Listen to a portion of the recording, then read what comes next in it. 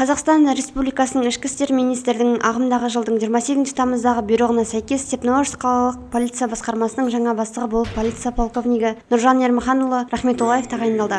Жеке құрамға жаңа басшыны Ақмола облысы полиция департаментінің бастығы генерал-майор Арманбек Баймурзин таныстырды. Нұржан Рахметоллаев Қазақстан Республикасының ішкі істер министрлігінің Семей заң колледжін 2008 жылы Қырғыз мемлекеттік заң академиясын тамамдаған. Ішкі істер органдарына 1996 жылы келген. Тағайындағанға дейін Қазақстан Республикасының ішкі істер министрлігінің криминалдық полиция департаментінің аса қауіпті қылмыстарды ашуды ұйымдастыру басқармасының бастығы қызметін атқарған.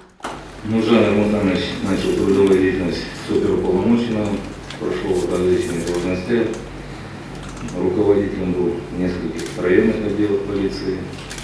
Последнее возглавляемая должность была начальник управления Министерства внутренних дел.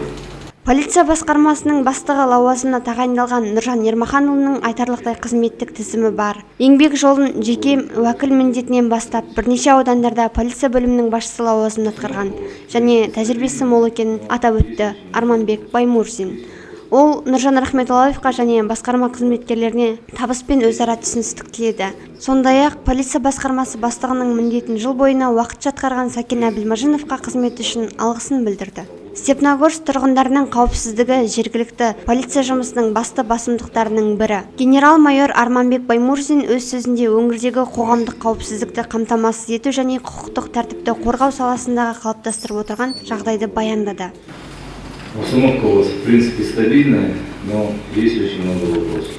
Есть вопросы по раскрываемости, есть вопросы по профилактике, есть вопросы, связанные с координатом, общественно-политическая ситуация. Өз кезегінде қала басшысы Еркебұлан Баяхметов жыл бойы ішкі істер қызметкерлерімен ауқымды жұмыс атқарылғандығын баяндай келіп, жаңадан тағайындалған басшыға сәттілік тіледі. Регион, на самом деле, вы правильно отметили, что сложный, непростой регион.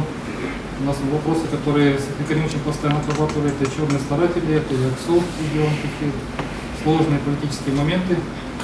Поэтому только удачи пожелать. Сергей Кремлевский, Рахмет, Сбелский.